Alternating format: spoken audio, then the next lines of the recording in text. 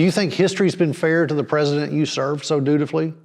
I never saw him really make bad mistakes except in Vietnam, on the Vietnam project. And he did make some mistakes there. And these Joint Chiefs, they would tell him what they believed was the best route was for Vietnam.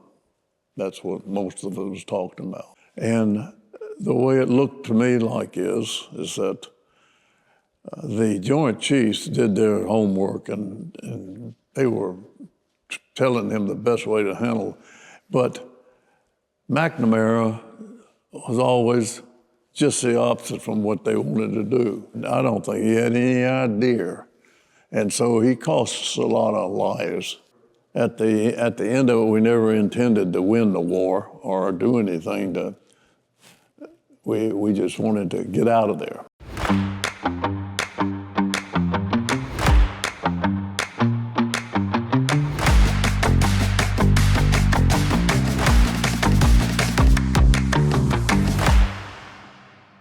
Hey, Colonel Smith. How are you? Better than I deserve. And you know, I've been looking forward to our working together today. I don't think anybody could get an insight into you unless they sit down and actually hear from you what your life has really been about. So I want you to do something with me today, okay? I certainly will. I want you to do a little time travel. We're gonna go back, and I want you to tell some stories from your life and your career, and I wanna learn what you see, right? Because you have tremendous insight. You served at the foot of one of the most powerful men in the world for years, and then you held a lot of power when you were in the military. So we're gonna start off with a quote from my grandmother, and she used to say, "Baby, it ain't bragging if it's fact." Tell us about Haywood Smith. Well, when I started out, I was interested in playing baseball. And I went to the University of Memphis and I played baseball for them. And I thought I was pretty good. And in the summertime, they paid you about $10 a game. And you use a fictional name, you know, so you wouldn't hurt your scholarship. Right. And we went to Birmingham to play. Our coach says, "This guy pitches pretty good. He's just about to go up to the AAA." So I was lead-off batter.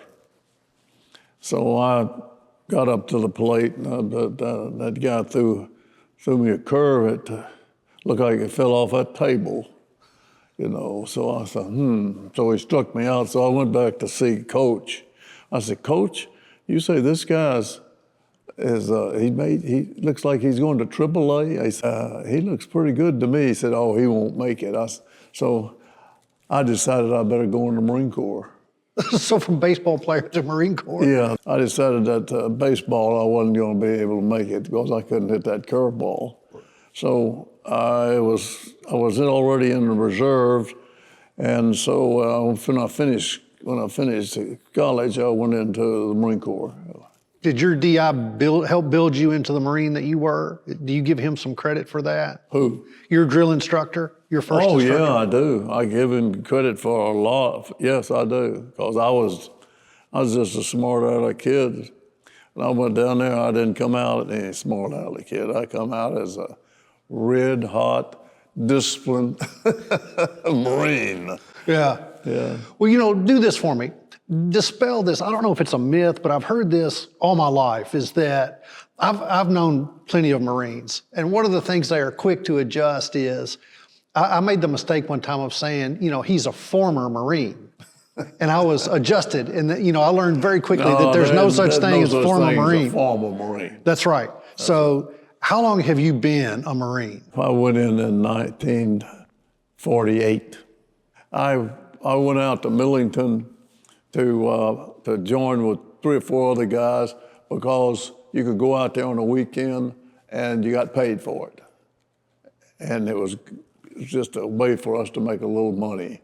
So we went out and joined the reserves. Now, Millington played a big part in your life, right? Millington is where I joined it. But it's also, you came back to be the base commander. Yeah, I did.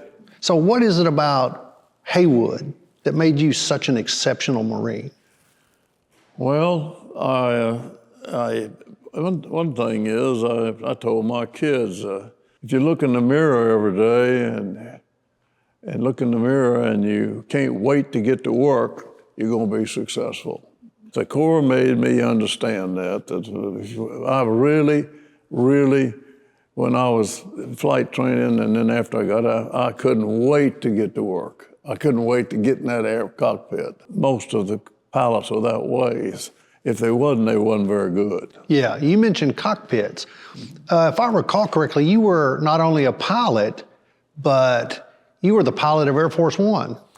Well, Jim Cross was a pilot of Air Force One. What I was his close friend. So being a pilot, I went and got checked out in Air Force One. And when we went on trips, long trips, then I'd relieve some of the pilots. We had 3 or 4 of us. What's it like? What's it really like flying the president? He wasn't hard to fly for, except one time I said, we're going to tell Cross, get Air Force One ready. So I told Cross, I said, Cross, we're going somewhere. I don't know where. He didn't tell me, but we're going to be leaving in the afternoon. Okay. So he called me back and said, well, Haywood, where are we going? I got to file a flight plan. So I went over to see him. Mr. President, where are we going? I tell you when we get on board. Somebody told him, if you don't tell anybody where they're going, the bad guys can't get there. Sure. That's a pretty good deal. Only thing, the Secret Service had to know where it's going. We had to know where it's going. And he didn't, so we got on that airplane that day. And he got back there, and I went back, and I said, where are we going, Mr. President? He said, well, just take off and head toward the west. I told Cross that. He said, do what? Take off and head west? I said, yeah, I think we better go towards the ranch. His ranch? Yeah, his ranch. The one in Texas. So that's what we did. We took off, and we got in between the ranch and Judge Hoffheim was opening that stadium down there the first time, that big stadium there down in Texas and Dallas. Yeah.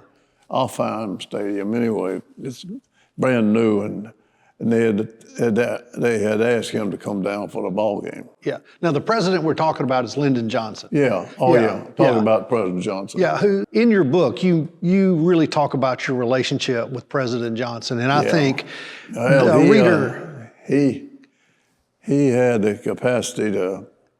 Yeah. If he chewed your ass out pretty good, and he was wrong, he always paid you back some way. He really loved you. That was clear.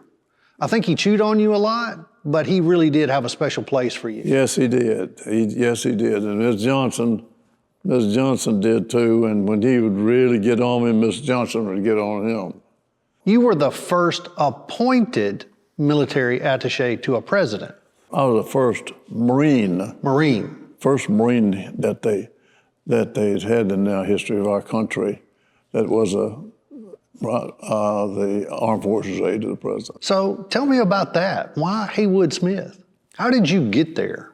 Well, when I was a captain, I was in Panama on a carrier. I got orders to report to headquarters of the Marine Corps.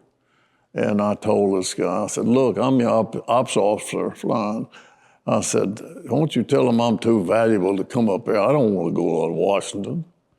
So we went around, got interviewed and finally we all went to see a guy named Secretary of Defense was McNamara. And I got interviewed with McNamara, and he said, you're going over to the White House. So that's how, I don't have any idea. So before that, you had actually seen combat? No. I hadn't been in, no, I wouldn't say that. We were down there in Panama, nobody was shooting at us much. Yeah, much. Well, it only takes once, right? Yeah. You know, my father one time, he was a tanker in World War II, and he said, you know the difference, boy, between a battle and a skirmish? I said, no, sir. A skirmish is when you're shooting at them. A battle is when they're shooting at you. Right? So it only takes one shot, right? I like that. Yeah, yeah. So, but now you found yourself going from soldier to soldier statesman. Right, you were in the. You were attached to the president. I went to the White House. President Johnson, when he took over for President Kennedy had an Army general, Navy admiral, an Air Force general, and they just vied for his time all the time. So President Johnson said, "I don't want to do that. I want one general and then one officer." And he said, "I want a Marine." They never had a Marine, so anyway. So I was the least, in other words, I was up there as a major, and had the Marine general and an Air Force colonel and Navy captain, and then they had me. I was a major. So here you are from Memphis, Tennessee. You didn't go to an Ivy League school. You were not a general. Did you feel... I mean, you had to feel sort of outranked when you were there. Oh, I was. Yeah. Oh, yeah. What was that like? And so they gave me, my job was a Marine. I was in charge of Camp David when we went up there. I always went with him. Now, we're talking about the presidential retreat named after David Eisenhower. I took care of Camp David, and I had the White House emergency plan, which I was in charge of.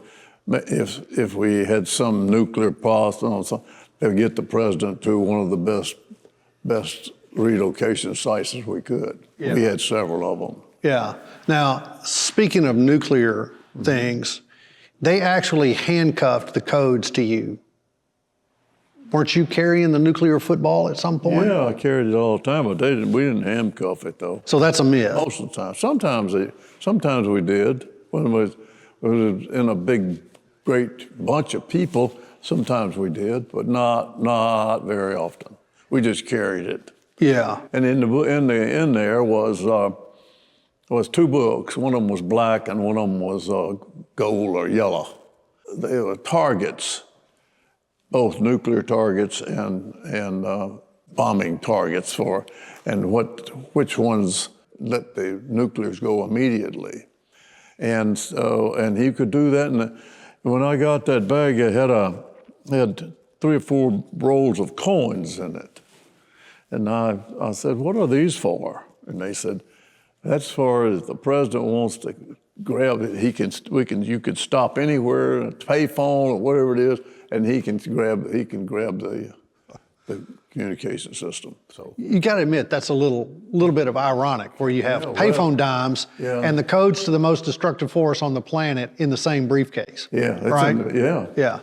So you got your emergency phone number or emergency phone coins. Yeah. Right. Yeah, he had that. I don't even think I haven't seen anybody carrying that bag now. I don't think they do. It seemed like to me a waste of time anyway, because even though you was close to the president, he had to sign some kind of a declaration or something before he could ignite the process. Process, yeah. But still, did they tell you what was in the briefcase? I've carried it. I could open it. Yeah. Oh, yeah. Well, they have to. You go over there and you get briefed on what's in there. Well, the first time you did that, what did that feel like? Well, I really wasn't really too hot in carrying that thing, you know. Yeah. I'm sure it was a great relief when it came off and you were able to give that briefcase back to where it belonged. Yeah, well, this general that I worked for when I first got up there, he went to New York and forgot it, left it under the bed. So our nuclear codes were under the bed. I didn't find out about that for a long time. He went scooting back up to New York, and sure enough, he got it before anybody still found it. You know, that makes me think, when you were a soldier, you were trained to take orders and make sure they were carried out, yes. Right? That's almost the definition of a good Marine. That's right. Right? Now you're in Washington, and you are literally in the room where the decisions to make those orders are given, right? What's the difference? When you see, you know the real truth in that room, but the orders that go out may be different. That's very true. And these Joint Chiefs, they would tell him what they believed was the best route was for Vietnam. That's what most of it was talking about. I was only at one of those, two of those meetings, I think, one or two of them. And the way it looked to me like is that the Joint Chiefs did their homework and they were telling him the best way to handle. But McNamara was always just the opposite from what they wanted to do. I don't think he had any idea. And so he cost us a lot of lives. At the end of it, we never intended to win the war or do anything to, we just wanted to get out of there. And I think Nixon got us out of there. Why did we not want to win? I don't know. A lot of times the Joint Chiefs of Staff would bring suggestions on how we could win this war. You know, there's a lot of them, you know, some of them were kind of funny. They had levees up, you know, where they planted the rice and the food. And he said, we'll just knock down all the levees, you know, right. Flood it all. And that'd be the end of it. I thought that was a good idea, but he said, no, we don't want to starve them to death, so. Do you think history's been fair to the president you served so dutifully? In some cases, yeah, I think they've been fair to him. I think he could get just anything passed. He was a dynamite when it comes to getting. He was a master politician. He was just dynamite. I know he wanted to get that civil rights bill passed, and so we're out on the Sequoia. That's a boat that we'd travel up and down the river. Right. And he had, oh gosh, a lot of the old Republicans. And he got them out there, and they were talking about civil rights. And he was telling them, you know this is right. He said, come on over to the White House, we'll do it. So we went over there, and they passed the civil rights bill. When you saw that happen, right, and you saw how dedicated President Johnson was to that, is he treated fairly about how dedicated he was to that cause? He genuinely wanted to do the best thing for our country. Yeah. Yeah, he was a Southerner committed to reform. He sure was. He was committed to reform, and if he's wrong, and somebody come over the button, he'd go the other way. He would change his mind. Yeah. And do the best thing for the country. Yeah. He once told me when we were standing in the Oval Office there one day, I think he could put Jesse James in here as president and in this office, and he'd do what he's supposed to do. Yes, Mr. President. And I'm assuming that just the power of the office pulls people to what they believe, right? It pulls people to do what is right. I think it does. It's a powerful office that when you walk in that Oval Office there. You walked into the White House in your service as a major, but you came out as a colonel. That was because of President Johnson, wasn't it? Oh, yeah. He promoted me himself. Yeah. Has there ever been any other Marine that was promoted directly by a president? Never before and never since? No. And I don't know how this happened, but when we were going to dedicate this Percy Priest Dam down here. Just outside Nashville. That's where. Right. And so it was in Nashville. So I called some of my kinfolks and I said, I'm going to be down there. If y'all want to go see Air Force One, y'all be there. So sure enough, I got down there with the president, and Rufus and them got out. He was Secret Service. And he said, aren't you going? I said, no, I'm going to stay back here. I got some kinfolks. And so I saw my kinfolks over there and waved at them, And about here comes Roof comes back and says, President wants you in the motorcade. I said, well, so I got in the motorcade and went to the dam where they were dedicating it down here in Nashville. And we always kind of stood outside. So we were back there in the back, Doctor and me and Secret Service. And Secret Service come out and said, "Hey, Smitty, the President wants you up here on the stage." Oh, uh-oh. So I go up there and I sit down with Buford Ellington and the President. Buford Ellington was the governor at the time. Yeah, governor of Tennessee. And I knew him pretty good. I liked him. Anyway, so I sit down there. "How you doing?" He's good. I just wonder what I'm doing up here. The President got up to make a speech. And I'm sitting there, and he said, before I dedicate this dam, I have an important announcement to make. For the first time in the history of our country, we're going to have a Marine Colonel as Armed Forces Aide to the President." I knew that wasn't me because I wasn't any colonel. So I'm sitting there, and he said, "Come up here, Haywood." So I go up there, and he says, "I'm promoting Haywood to colonel today, and I'm making him the Armed Forces Aide to the President." So then I stood there, and the White House just clapped. I knew so many of them. He turned around and said, "Sit down."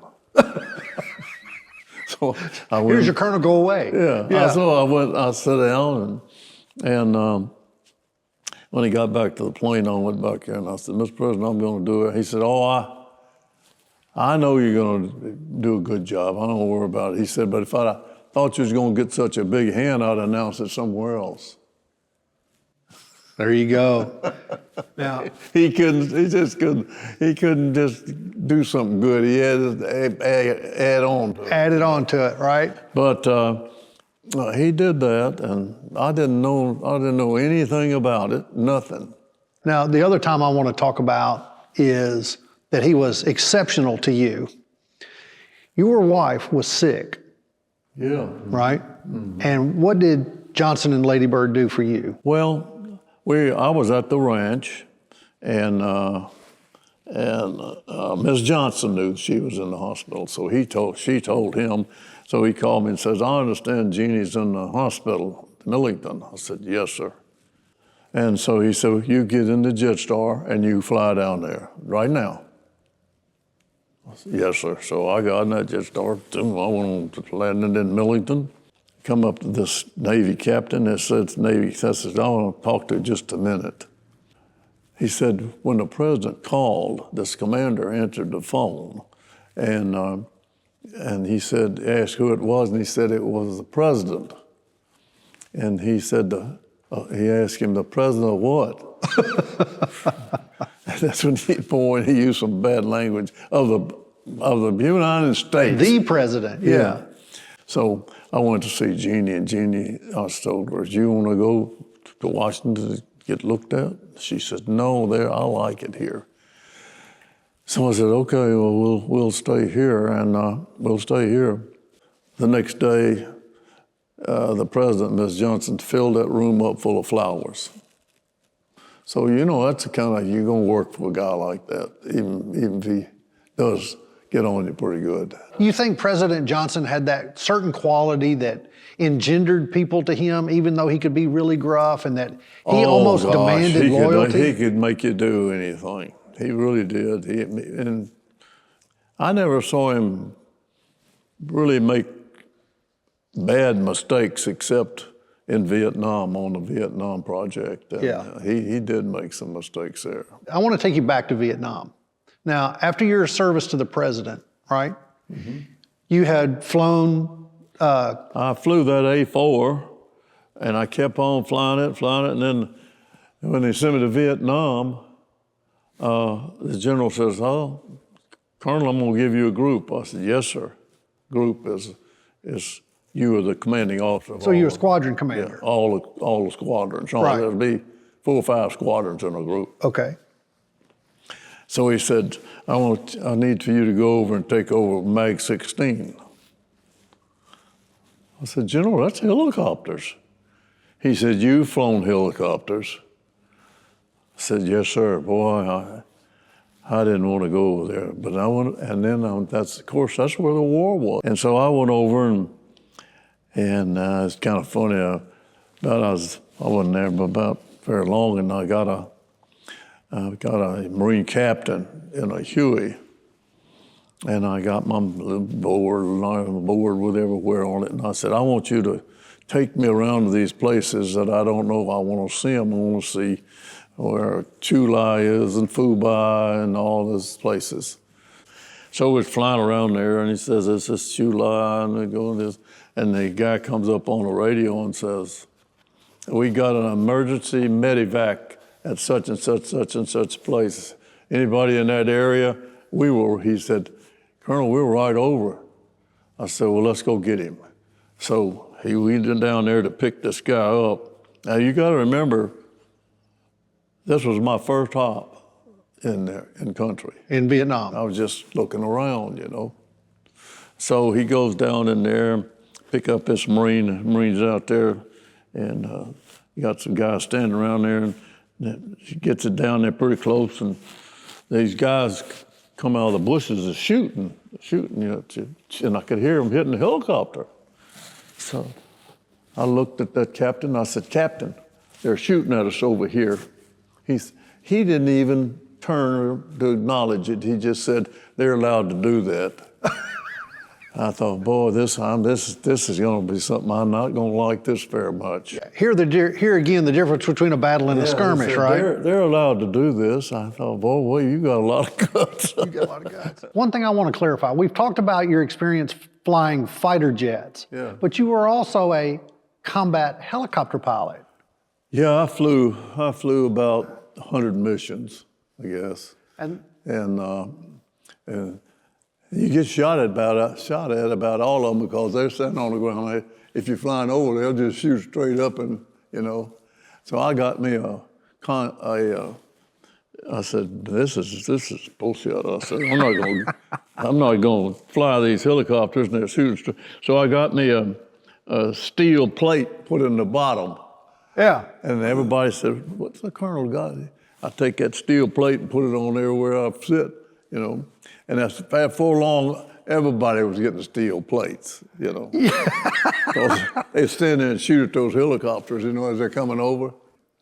So you were in the middle of active combat, flying every day, combat missions. You can hear the bullets hitting your helicopter, right? Well, this is a different kind of war. It wasn't the kind of war like you had in Second World War where you go to Iwo Jima and you fight for 2 weeks and then you're off for 2 months. Every day you got up, you was in the war. Every day in helicopters in Vietnam. Yeah. Yeah, every day you're either on patrol or you're picking up, or you're sitting in for attack, or you used helicopters for everything, for every one of them, for all of it. Yeah, because Vietnam was the first sort of concept of air cavalry. Yeah. If I recall, right? Yeah, it's the first time it was a real helicopter war. Yeah. Yeah. So the phrase burden of command sort of comes to me. You were flying these helicopter missions, and I would assume that you formed bonds with the other Marines there. What's it like going out, having the responsibility of not only the mission, but of the men?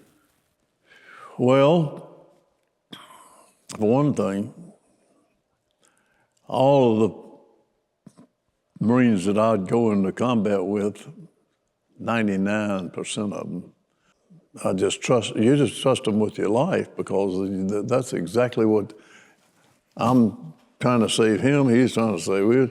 We're all in this together, and the two gunners that we'd have on the 46s, if we're landing in a hot zone, they're gonna clear it out if they can.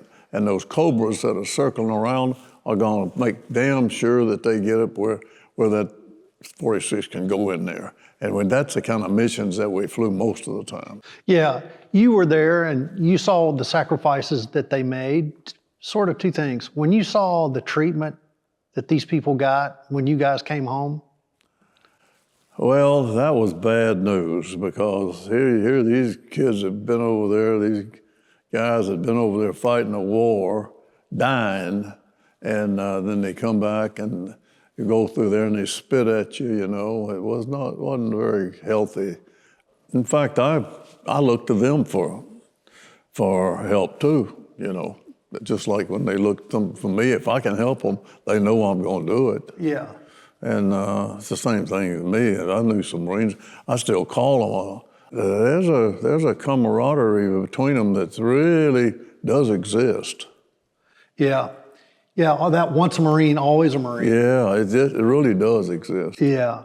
So the brave men and women that serve our country, our focus is on them a lot, but I want you to tell me about the sacrifice your family made.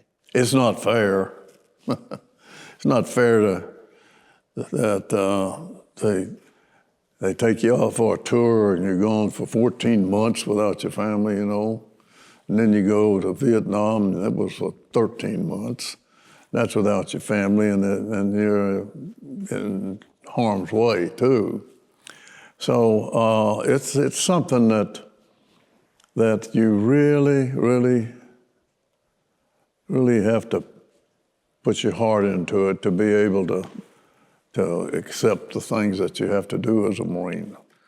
When you talk to your children about your service, what are those conversations like? My kids understand. I don't really have any problem with them.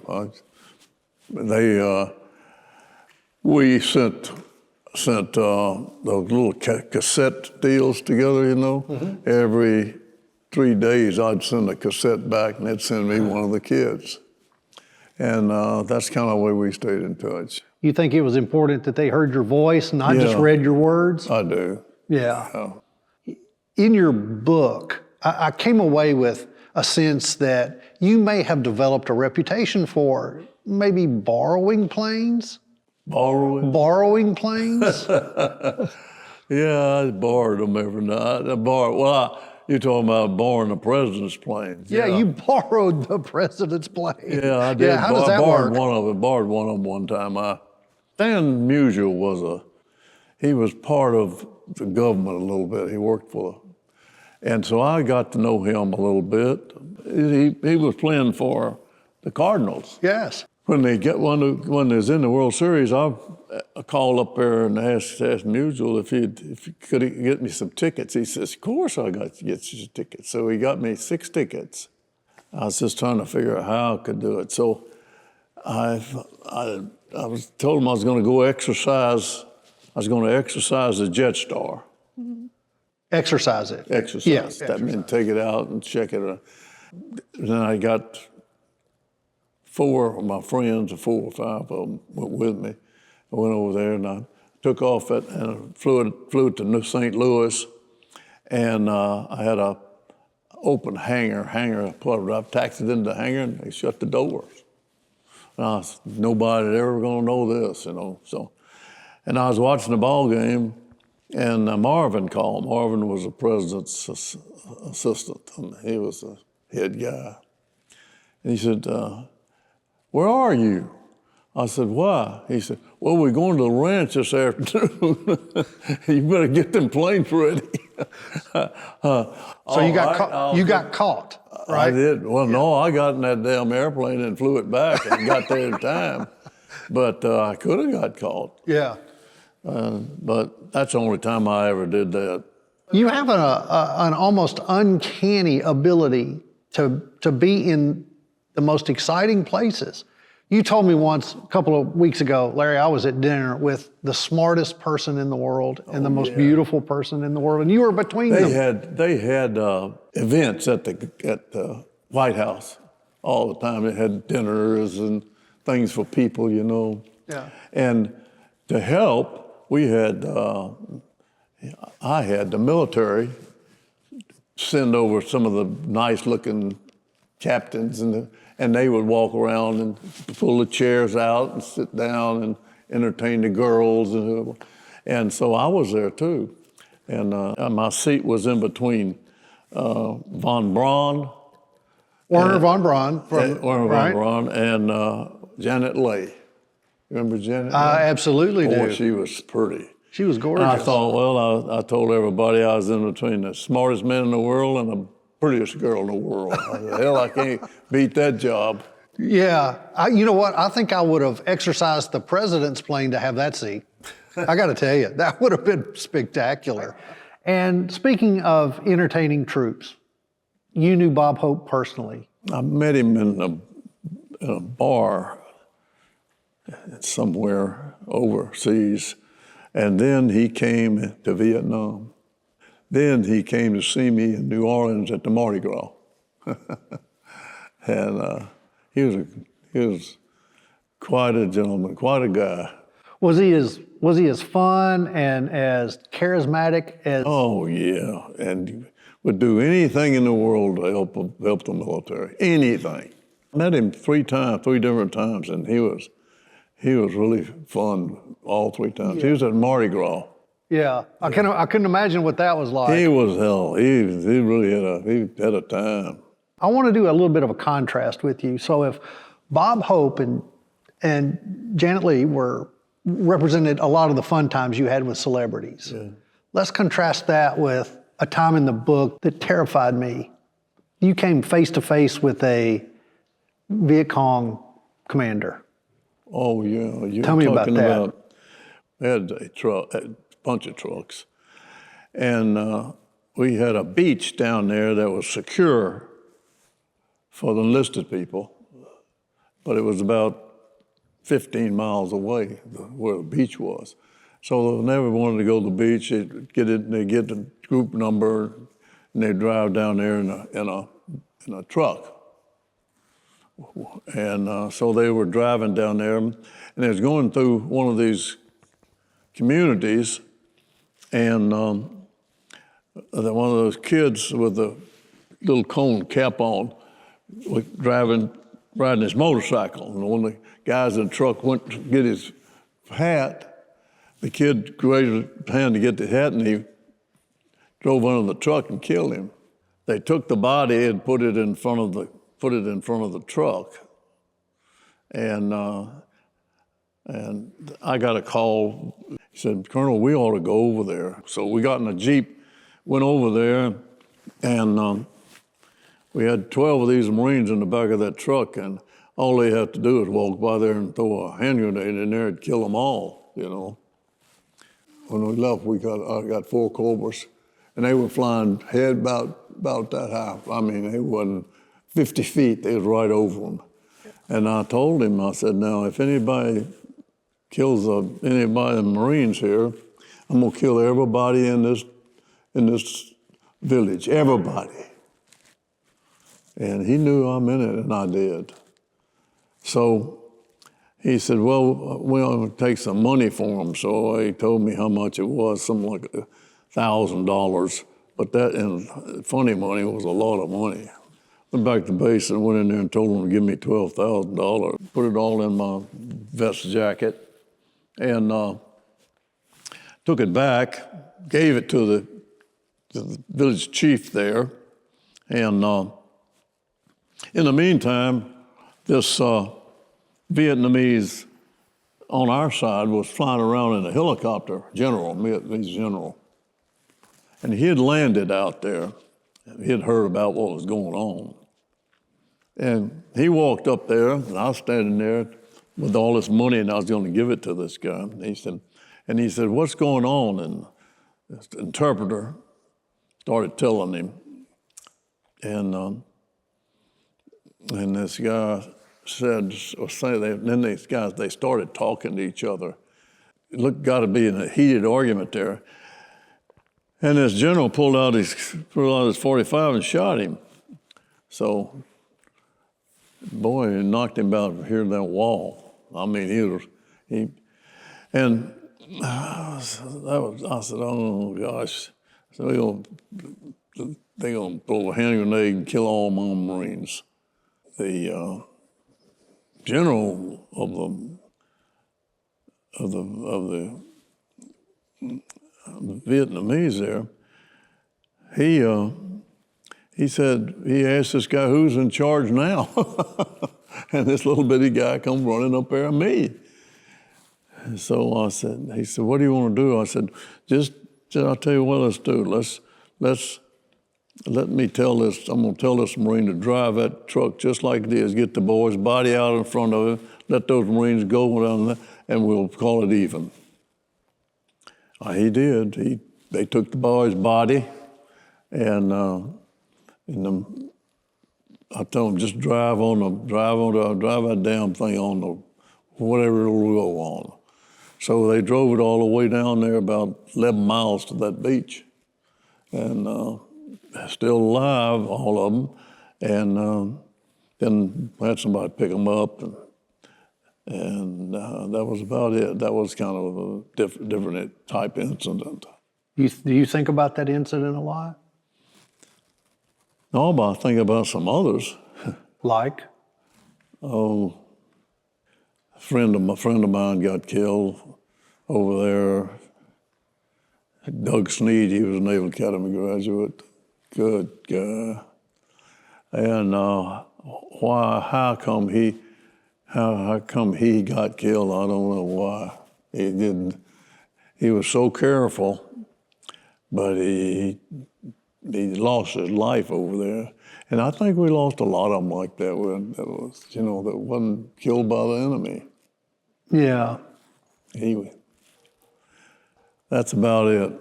I remember as a child watching our exit from Vietnam, distinctly watching that helicopter lift off the roof of that building with people reaching up to try to grab that helicopter to get out. Trying to get out. Right. Oh, they don't kill them anyway. Yeah, and you touched on the fact that we left the people that were serving us, the locals, the Vietnamese that were helping us. Oh, yeah, they were in deep trouble. That was terrible to leave them in such a position where the Vietnamese would just go through there and wipe them out. And then there were some good ones that worked for us, Did you have flashbacks to that when you saw our exit from Afghanistan? Yes, I have. Because you knew the price the Afghanis were going to pay. They paid a lot bigger price than anybody knows about. Yeah. Let's talk about when Vietnam was over and you come home. Yeah. Right? You were offered a couple of jobs that you turned down. Well, I got a job. What's that first big building over here? The big, huge building, the first one that was built? Clark Tower. Clark Tower. Mr. Clark called me, and he said, "I'd like to talk to you." And I said, "All right." I went over there and went up there, and he said, "I think you're organized enough to be able to run this building. I need somebody to run this building." That didn't interest me much. Anyway, and I got another offer if I wanted to fly. And I really should have done it because it was with a friend of mine, Smith, Fred. Fred was in the Marine Corps, see? I noticed on the back of your book, Fred gives you a generous introduction. Fred's a great fellow. I like him. He's the chairman and founder of FedEx, right? But who is he to you? Well, he's really a friend from a long time ago when he was trying hard to do something, and then when he went into the Marine Corps, and I went in the Marine Corps, and then I went into the Marine Corps, and then he come to Vietnam, and he went to Vietnam twice, and he got a Purple Heart, and in fact, I think he got two, but I told him that anybody gets one Purple Heart, I got a lot of respect for him. But if he's dumb enough to get hit twice, he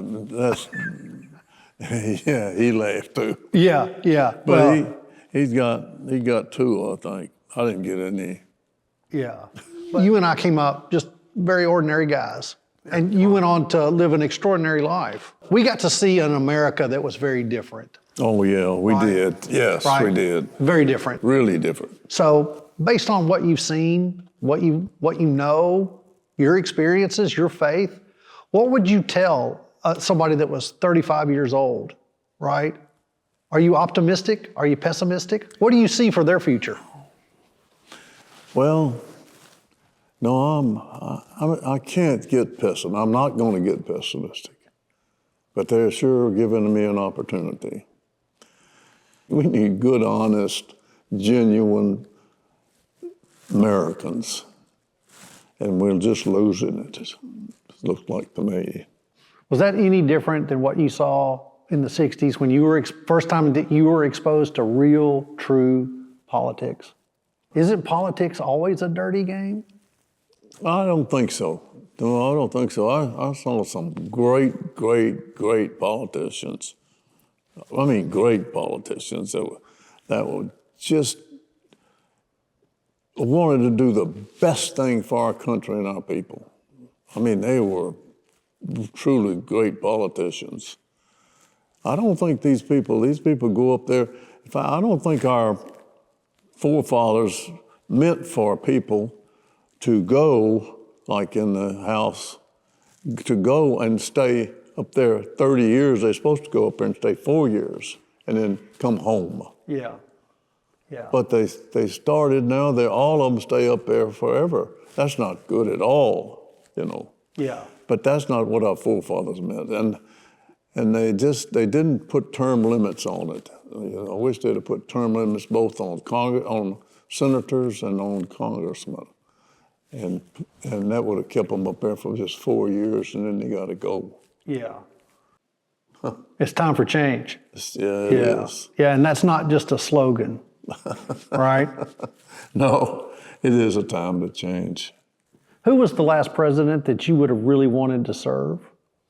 Truman. And why is that? Because I think he's the most, and Reagan.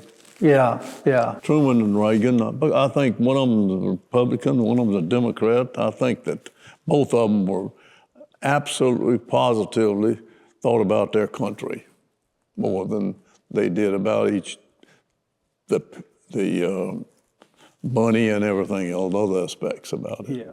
Especially Truman, you know, he didn't care. He just packed up his stuff and left the White House when it's his time to go. Yeah, done his duty and he left. Yeah. Right? He sure did. Yeah.